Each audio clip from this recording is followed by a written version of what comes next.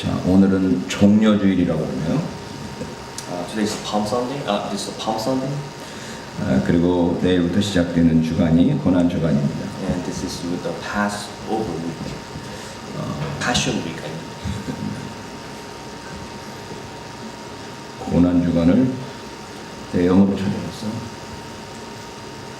패션이 팜 선데이, 팜나무가 보네요. 종려나무라는 게. So the Palm Sunday refers to the palm trees that when 예수님께서 예루살렘에 들어가실 때 이스라엘 예루살렘에 있는 사람들이 종려나무 가지를 흔들었다고 그러죠. when they actually shook the palm branches when Jesus came into Jerusalem. 요즘에는 태극기를 흔들죠. Today we shook out our flag. 근데 이 예수님 당시는 그런 특별한 뭐랄까 상징물이 없으니까 종려나무를 흔들었나 봐요. At the time, there was no significant symbol, so they actually used the palm trees. 그래서 오늘 주님께서 예루살렘에 입성한 것을 기념하는 종려주일이고, So they celebrate that ceremony when that people shook the palm branches. 이번 일주일이 주님께서 고난 받으신 고난 주간입니다. And this whole week is when Jesus suffered, so this is called the Passion Week. 인생의 황금기라는 것이 있는 것 같아요. There's 황금기. always a golden age of anyone's life. 예수님의 이 황금기는 지금 앞으로 시작되는 일주일이죠. Jesus' golden age, golden time is actually this 1 week. 그래서 예수님의 일생에 대해서 기록해 놓이는 네 개의 복음서를 다 보면 So if you look into the four gospels that explain the Jesus life, 예수님께서 33년을 사셨다고 그랬을 때 that Jesus lived about 33 years. 앞에 30년에 대한 이야기는 거의 없고 About 30 years before, the first 30 years, there's no records at all. Not much records. 이 마지막 3년 공생에 대한 이야기가 대부분인데 But these 3 years of his Public life. his public life is about. It is written in this gospel. 그런데 그 3년 중에서도 이 마지막 일주일 이야기가 거의 반절을 차지한다는 거죠. But out of the 3 years, this 1 week takes up about half of those gospels. 마가복음 같은 경우는 If you look into Mark, 총 16장인데 there are 16 chapters. 이 반절 이상이 이 마지막 한 주간에 대한 이야기이기 때문에 Half of them actually refers to and talks about this 1 week passion. 그 마가복음에 대해서 연구하는 사람이 마가복음에 대해서 그 별명을 붙이기를 Those who research Mark gave a nickname.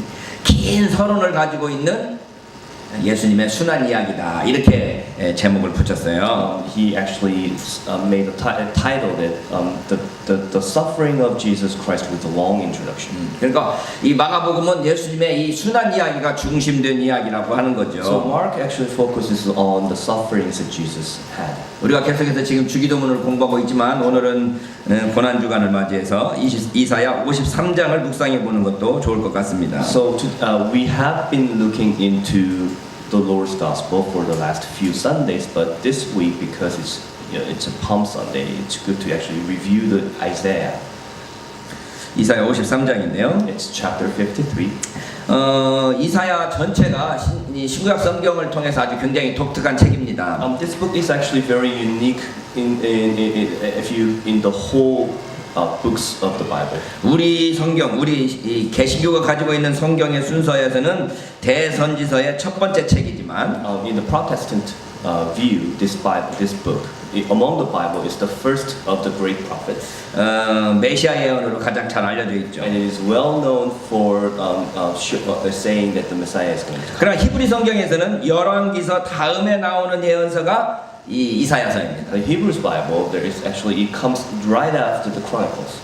그래서 예루살렘의 운명에 몰두하고 It 있습니다. actually focuses on the fate of Jerusalem.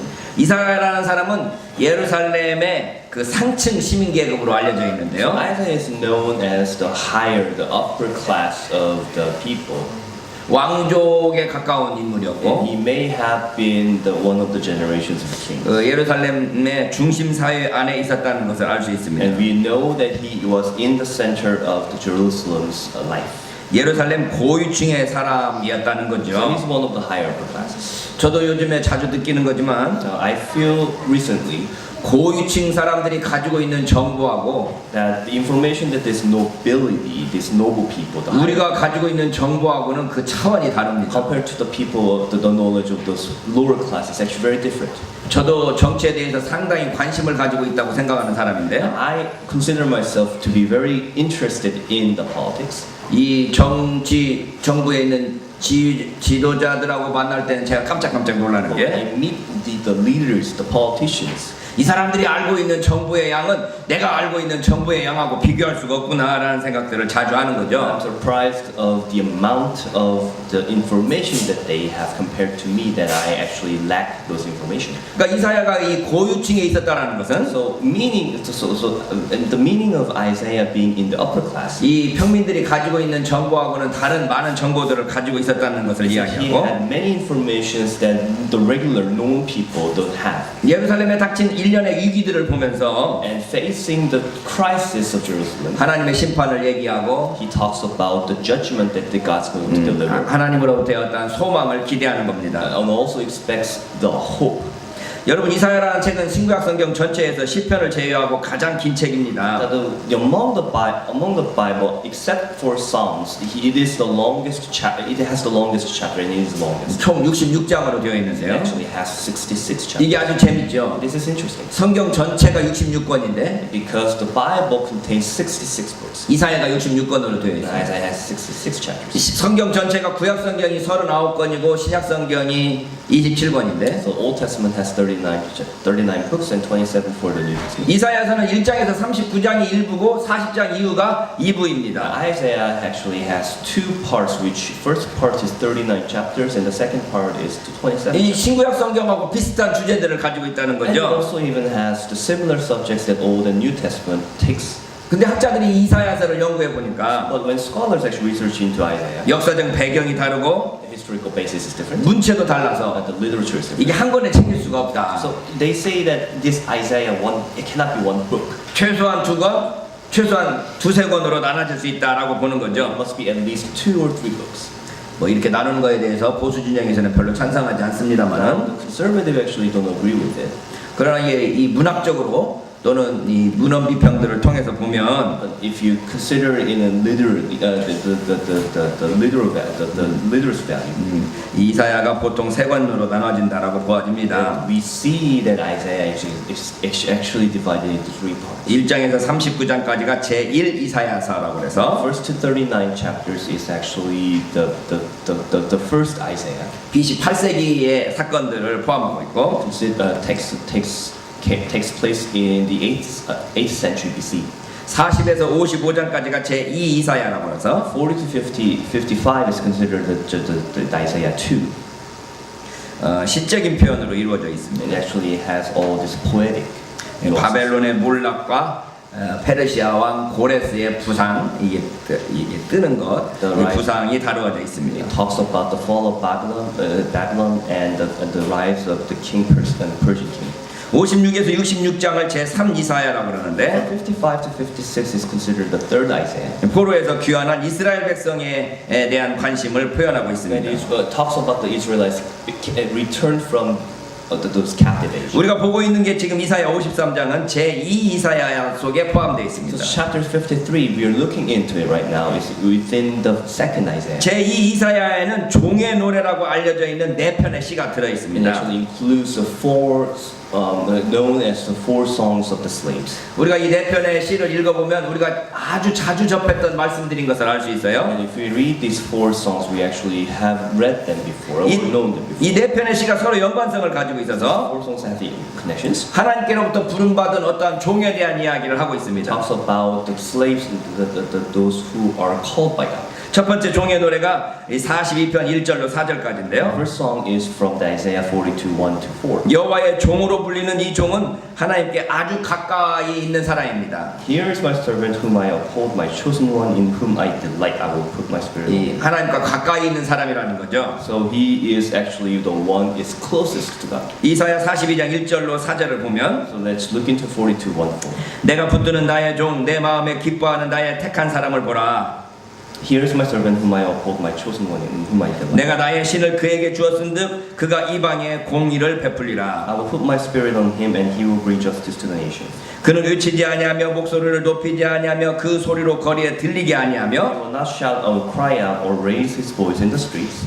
상한 갈대를 꺾지 아니하며 꺼져가는 등불을 끄지 아니하고 A bruised reed he will not break, and a smoldering wick he will not stop. 진리로 공의를 베풀 것이며 In faithfulness he will bring forth justice. 그는 쇠하지 아니하며 낙담하지 아니하고 세상에 공의를 세우기에 이르리니 He will not falter or be discouraged till he establishes justice on earth. 섬들이 그 교훈을 In 앙망하리라. his law the islands will put their. 자주 들었던 시죠. So we actually 이 시에 의하면 하나님께서 붙드시고 하나님께서 기뻐하시는 종이 있다는 겁니다.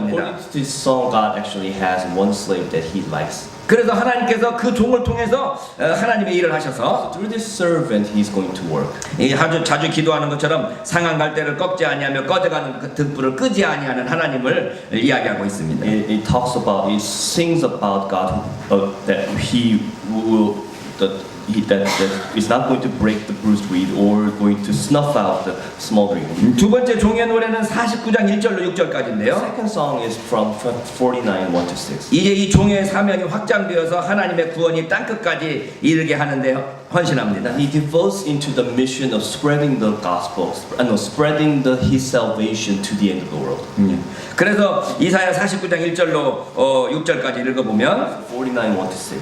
섬들아 나를 들으라 원방 백성들아 귀를 기울이라 Listen to me, you islands. Hear this, you distant nations. 여호와께서 내가 태에서 나옴으로부터 나를 부르셨고 Before I was born, the Lord called me from my birth. He has made mention of my name. 내가 어미 복중에서 나옴으로부터 내 이름을 He 말씀하셨으며 made my mouth like a sharpened sword. In the shadow of his hand, 내 입을 날카로운 칼같이 만드시고 he made me into a polished arrow and concealed me in his quiver. 나를 그 손 그늘에 숨기시며 And consumed me in his quiver. 나로 마광한 살을 만드사 그 전통에 감추시고 내게 이르시되 뭐 이게 한 절씩 한 절씩 하기 어려운가 He 보지. said to me, 이게 한 절씩 한 절씩 하자고 내가 그랬는데 미리 말할 시간도 없고 어서 끊는지를 모르겠어. 어디서 끊는지를 모르겠습니까? 영어하고 한국하고 순서가 좀 다르니까